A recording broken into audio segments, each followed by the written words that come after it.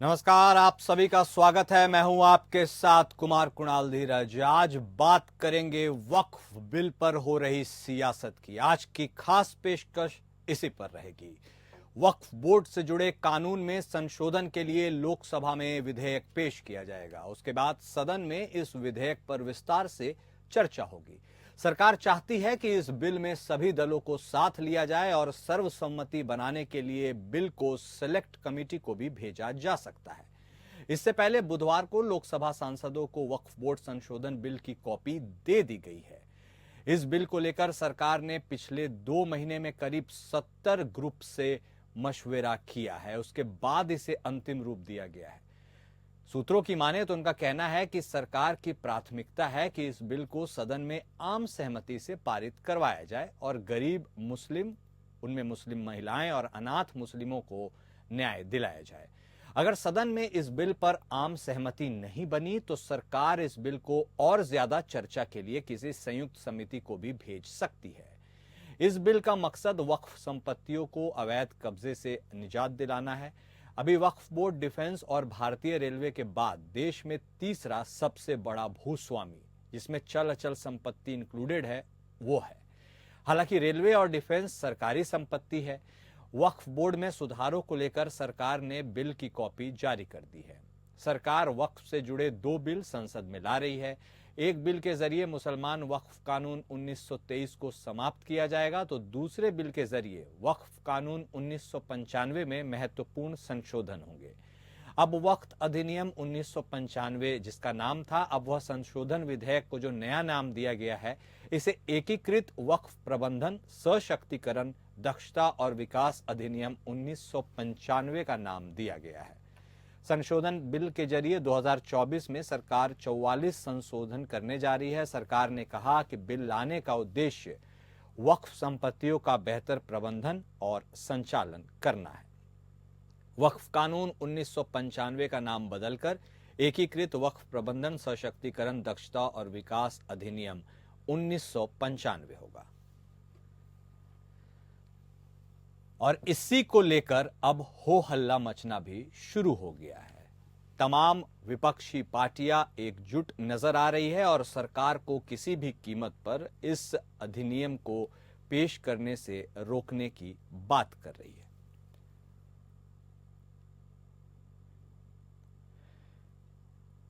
आपको बता दें कि संसद में अब यह बिल पेश हो सकता है, कभी भी यह पेश किया जाएगा और बदलाव की चर्चा के साथ ही अब इस पर राजनीति भी गर्मा गई है। वक्फ की जमीनों पर मालिकाना हक में इस संशोधन के जरिए बदलाव किया जाएगा। इसके साथ ही एक बहुत ही इंपॉर्टेंट पॉइंट है, जो वक्फ बोर्ड में महिलाओं को शामिल किया जाएगा। मुस्लिम महिलाएं और कुछ हद तक गैर मुस्लिम महिलाएं भी शामिल हो सकती हैं। बीजेपी की तरफ से यह कहना है कि संपत्तियों में जो अनियमितता है उनको बदलना अब जरूरी हो गया है।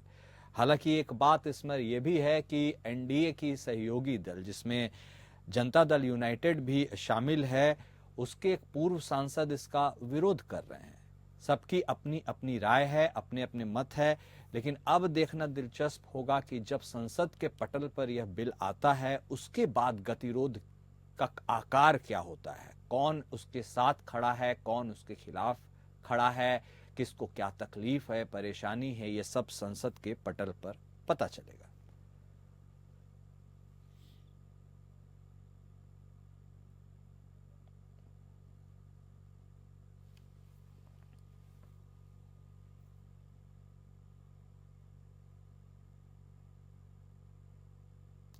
तो वक्फ बिल पर लगातार अब सियासत गर्मा चुकी है और जिस तरह से एक के बाद एक विपक्षी नेता सरकार को घेरने की कोशिश करते नजर आ रहे हैं, उससे यह साफ है कि सरकार की राह उतनी आसान नहीं है। कांग्रेस ने भी अपने भौवें तान लिए हैं, तो वहीं समाजवादी पार्टी भी अब इसमें पीछे नहीं है। इस बीच हमारे साथ विजय कौशिक जी जुड़ गए हैं। कांग्रेस से आप प्रवक्ता हैं। हमारे साथ अन्य मेहमान भी कुछ देर में जुड़ेंगे, हम तब उनका तारुफ आपसे करवाएंगे। विजय कौशिक जी, सबसे पहले आपके पास आते हैं। जो यह संशोधन होने की बात की जा रही है, आखिर इतने अरसे के बाद बीजेपी इस पर संशोधन करेगी। 1995 के जो यह एक्ट है उसका नाम भी संशोधित किया जाएगा, कई सारे चीजें हैं उसको भी अबॉलिश किए जाएंगी, महिलाओं को भी शामिल किया जाएगा, इसके साथ ही मालिकाना हक में भी तब्दीली होगी। इतने सारे चेंजेस है, कांग्रेस का स्टैंड क्या है और आप इसको लेकर क्या कह रहे हैं? कांग्रेस पार्टी की तरफ से मैं आपको स्पष्ट कर दूं कि हमारा स्टैंड बिल्कुल स्पष्ट है। भारत एक लोकतांत्रिक देश है और अगर आप कोई कानून में बदलाव करना चाहते हैं और वो भी किसी जाति विशेष से जुड़े कानूनों में बदलाव करना चाहते हैं तो आपको पहले उन लोगों से बैठकर बात करनी चाहिए। और मुझे एक चीज बताइए, सरकार कह रही है कि बदलाव जो है मुस्लिम समाज के हित में है, तो भाई पहले उन्हें बात करके उन्हें समझा देते, झगड़ा क्या था, तो दिक्कत ही नहीं थी। भाई कृषि बिलों पर क्या किया सरकार ने? वो तो कहते हैं कि आप कुछ सुनना ही नहीं चाहते हैं, आपको कुछ समझाया जाए तो आप वॉकआउट करने लगते हैं। नहीं, देखिए हमारा तो बड़ा सीधा सा कहना है, अगर देश की मुस्लिम जमात को अगर कोई परेशानी नहीं है कानूनों में बदलाव से, कांग्रेस पार्टी को भी कोई परेशानी नहीं है।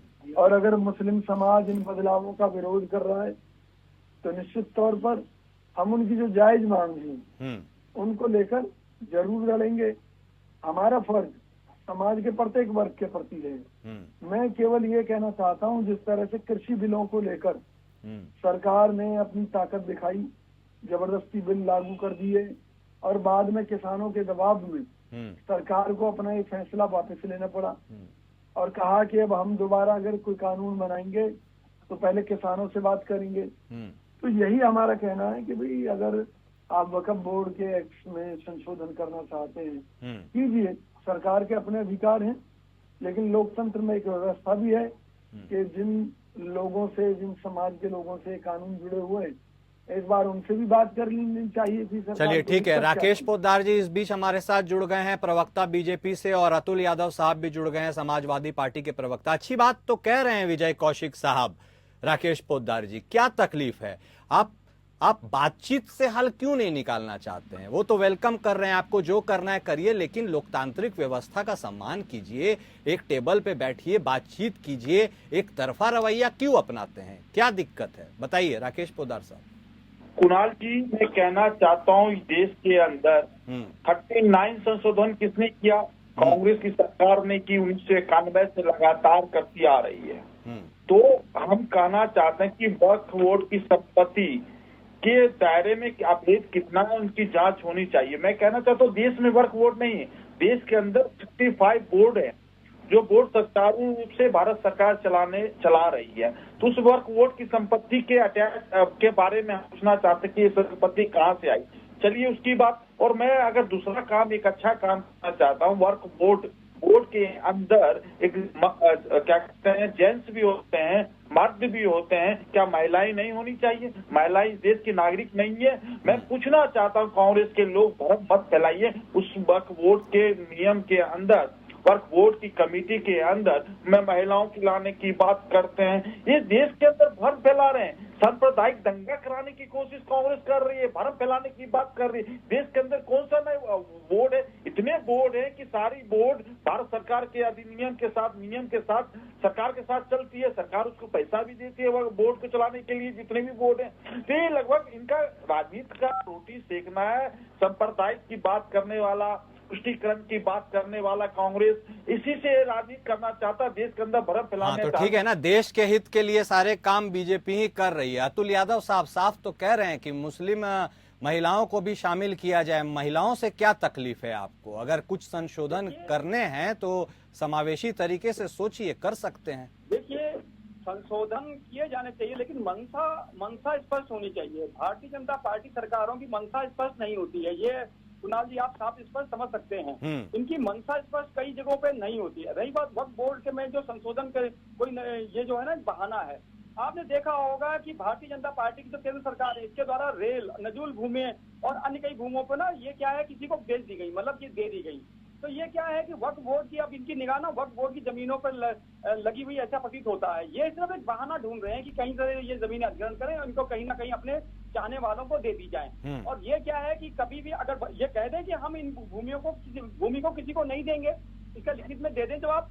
और रही बात महिलाओं की भागीदारी हर जगह होनी चाहिए, कौन मना कर रहा है इनको? तो ये विपक्ष को भी तो विपक्ष से सहयोग ले सकते हैं या विपक्ष से बात कर सकते हैं। कोई भी चीज लाते हैं तो कभी ये विपक्ष को बताते हैं कि हम ऐसा लाने वाले हैं, बता सकते हैं, विश्वास में ले सकते हैं, लेकिन कभी भी वे विपक्ष को विश्वास में नहीं लेते हैं।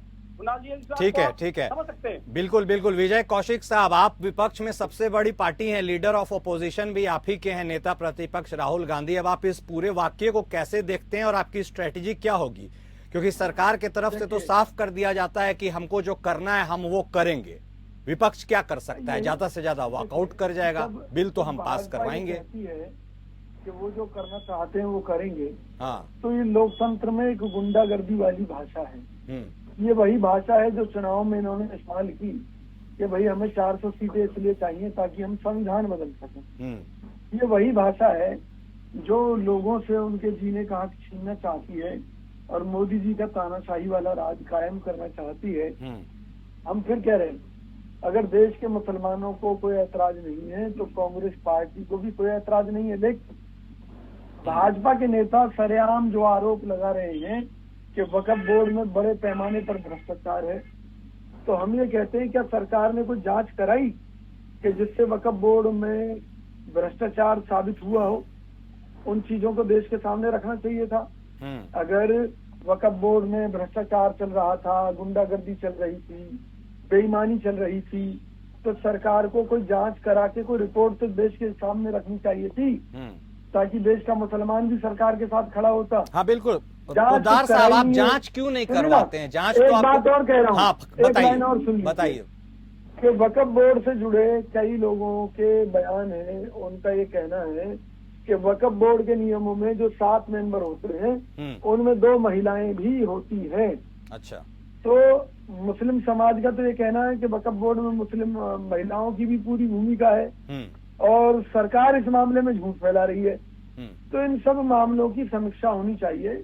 सरकार को कोई भी कानून लाने से पहले उसको लेकर जो समुदाय विशेष हैं उनसे भी चर्चा करनी चाहिए। और मैं तो ये कहता हूँ सभी धर्मों के लिए समीक्षा कर लीजिए। मंदिरों पर जो सरकारी अधिकार हैं, भाई मोदी जी और उनकी जो पार्टी के लोग हैं वो क्लियर कहते हैं कि जी मंदिरों पर जो सरकार का कब्जा है वो गलत है, तो भाई सरकार उस मुद्दे पर भी चर्चा करे, भाई वो भी छोड़े जाने चाहिए। पोद्दार साहब जवाब दीजिए, आप चर्चा क्यों नहीं करते हैं? आप समीक्षा मोड में नहीं रहते, आप हमेशा बैटिंग मोड में रहते हैं, एक्शन करना चाहते हैं, बॉल फेंकने के पहले शॉट लगा देते हैं कि सामने वाले को मिटा दो। हाँ, जैसे मोदी जी कहते थे कांग्रेस मुक्त भारत, कांग्रेस को मिटाने की खूब साजिशें की मोदी जी ने। हाँ, जवाब दे रहे हैं पोद्दार साहब। देखिए, मैं कहना चाहता हूं कुणाल जी, देश की संपत्ति, इस वक्फ बोर्ड के पास देश की संपत्ति है, उस पर जांच हो रही है और सरकार कानून ला रही है, उसमें इनको क्या तकलीफ है? फिर मंदिर पे आ गए। मतलब मैं कह रहा हूँ ना कि सांप्रदायिक करने वाली बात होता है। कहते हैं जांच रिपोर्ट सार्वजनिक कीजिए, यही तो कहते हैं। अगर कोई जांच कराई होगी तभी तो बताएंगे भाजपा प्रवक्ता।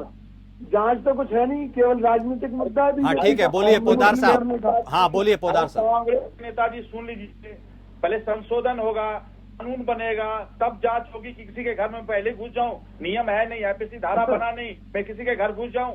आप शांति रखिए। सर्वदलीय बैठक हुई, आपको पता है सर्वदलीय बैठक हुई है 3 दिन पहले, आप थे उसमें, आपके नेता थे, मीसा भारती थी, संजय सिंह थे, आपको पता ही नहीं। कहते सर्वदलीय बैठक नहीं, धर्म फैला रहे कुणाल जी इस देश के अंदर।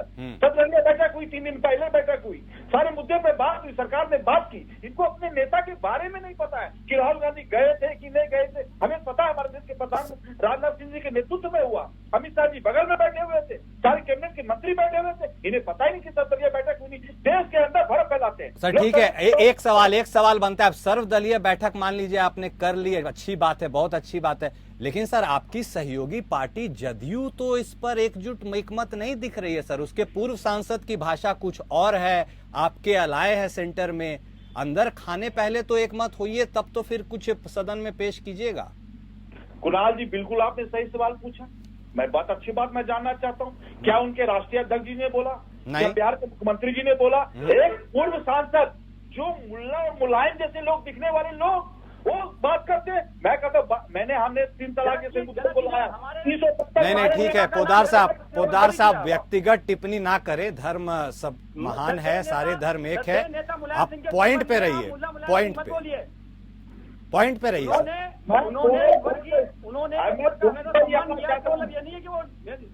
अरे सुनिए भाई साहब, नहीं अच्छा ठीक है, उनको बोलने दीजिए। देश के अंदर सांप्रदायिक की बात मत करिए। आपने अभी कहा कि हिंदू मतलब मंदिर की जमीन आपको पता है। नहीं ठीक है पोदार साहब, थोड़ी डिबेट की मर्यादा रखेंगे। सांप्रदायिक टिप्पणियों से बचना बहुत जरूरी है। सेक्युलर धर्म में है हम, सेक्युलर राष्ट्र है हमारा। आप अपनी बात रखिए लेकिन शालीनता से। मानते हैं, देश के संविधान को मानते हैं, देश का संविधान सर्वोपरि है।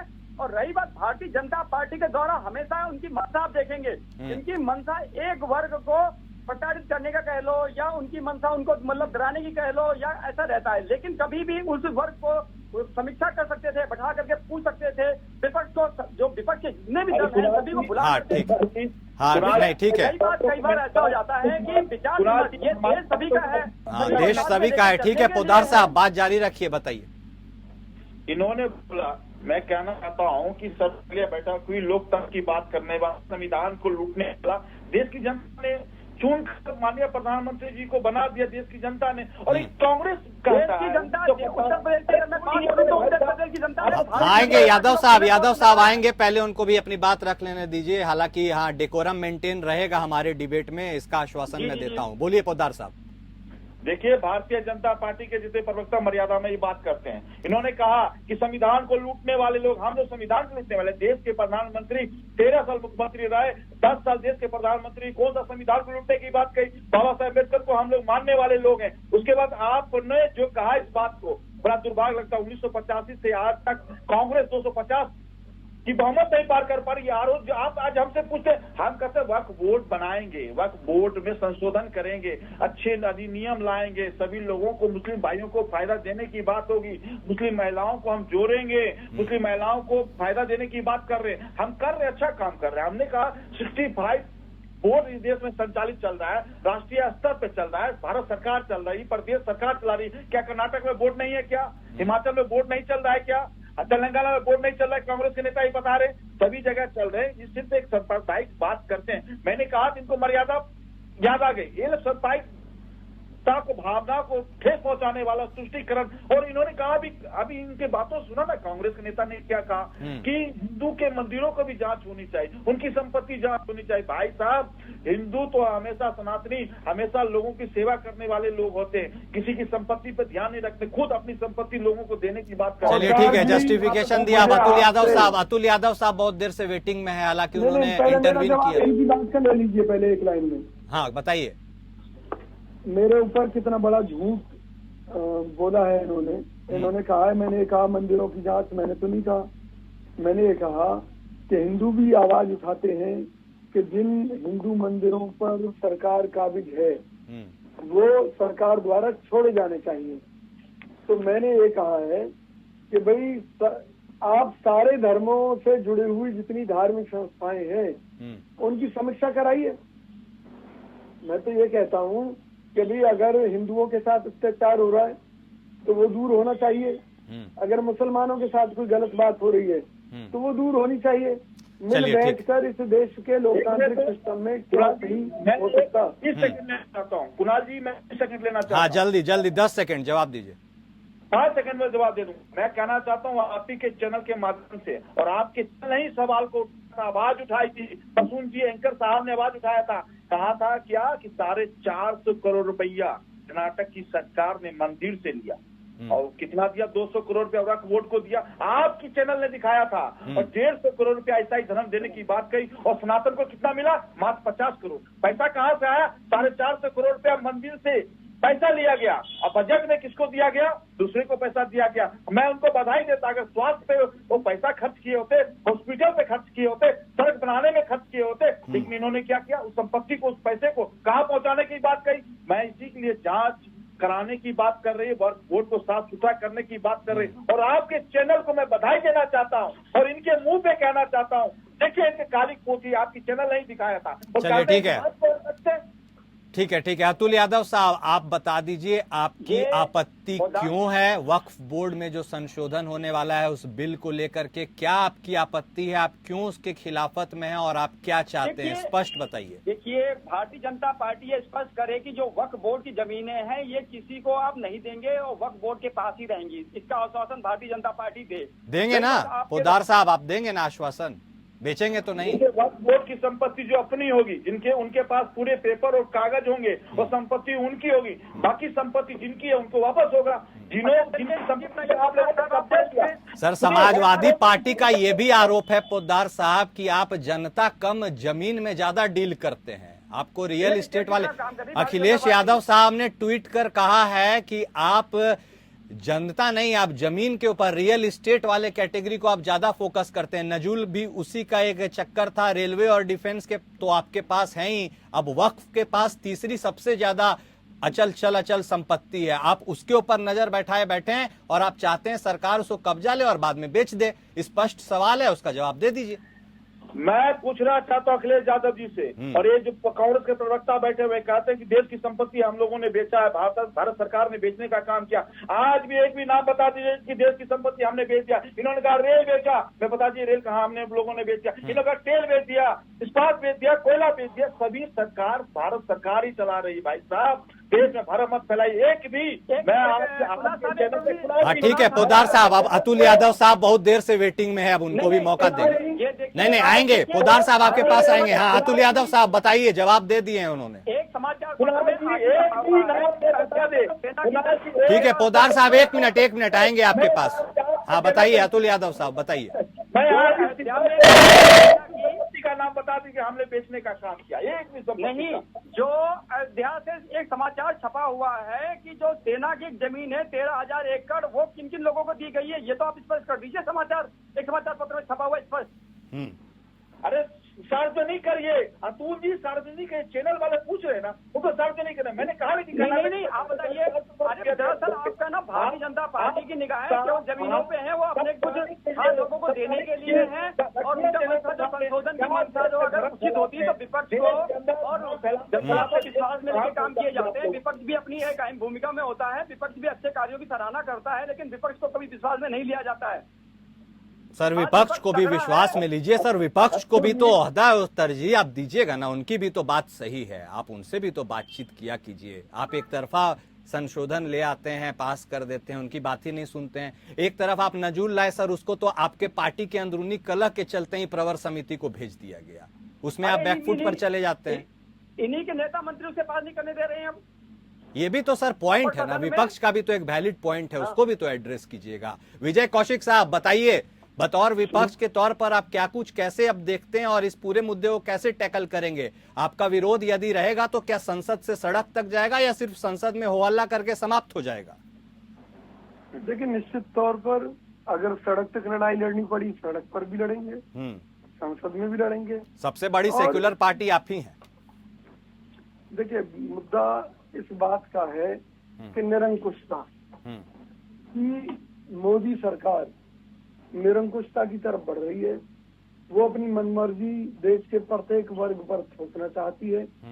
कभी वो किसानों को टारगेट करती है, कभी वो हिंदुओं को टारगेट करती है, कभी वो मुसलमानों पर टारगेट करती है। समाज को बांटने का ठेका आज भारतीय जनता पार्टी की सरकार ने ले लिया है और हम इनके मंसूबों को सफल नहीं होने देंगे।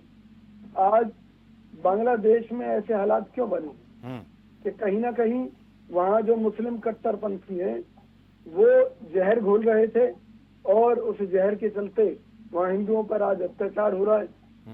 इसी तरीके से मोदी जी मुसलमानों का विश्वास जीतने के चक्कर में इस तरह के लिए काम कर रहे हैं जिससे हिंदुओं के लिए खतरे उत्पन्न हो। आज हिंदुओं का रोजगार छिना है, आज हिंदू महंगाई से त्रस्त है, आज हिंदू बेरोजगारी से त्रस्त है।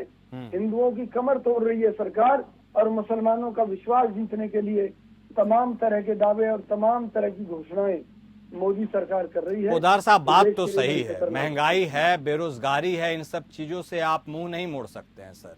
ये सब मुद्दे ने, इन सब मुद्दों ने आपको बहुत परेशान भी किया है लोकसभा चुनाव में, तभी आप 240 पर आ गए हैं। आपको भी तो कुछ ठीक से रीस्ट्रेटेजाइज करना होगा, सोचना होगा, जनता के नीड्स को एड्रेस तो करना होगा ना सर। महंगाई पे कभी सोचते नहीं है, बेरोजगारी पे कभी सोचते नहीं है, ना लोकसभा में बोलते हैं, ना हाँ, वही पूछे हैं यादव साहब, जवाब ले रहे हैं उनसे, बताइए। महंगाई की दर 2014 में कुणाल जी 11 था जब इनकी यूपीए की सरकार छोड़ के गई। आज महंगाई की दर लगभग 5 पे है, यानी 6% घटाने की काम की। और जो महंगाई की दर 14 में थी, आज उस महंगाई को हम लोग काबू करके वहीं पे रखा हुआ और ना बढ़ा रहे हैं, बिल्कुल घटाने की कोशिश कर रहे हैं। और इसने तो बोला, अरे बड़ा दुर्भाग्य लगता है, मुस्लिम लीग की बात करने वाले, बांग्लादेश की बात करने वाले, और आज जिस समाज की बात करते हो, भारतीय जनता पार्टी समाज की जोड़ने की बात करते हैं, 140 करोड़ की बात करती है। आपके जैसे नहीं है कि जातिवाद में बांटा जाएगा, जाटव अलग, मुस्लिम अलग, राजपूत अलग, ब्राह्मण अलग। अरे पीडीए की बात करने वाले अखिलेश यादव, बाकी लोग कहाँ गए, ब्राह्मण कहाँ गए? ब्राह्मण अरे सर क्या बात कर दिया, नेता प्रतिपक्ष माता प्रसाद पांडे ब्राह्मण चेहरा है सर, ब्राह्मणों को तो तरजीह दे रहे हैं वो।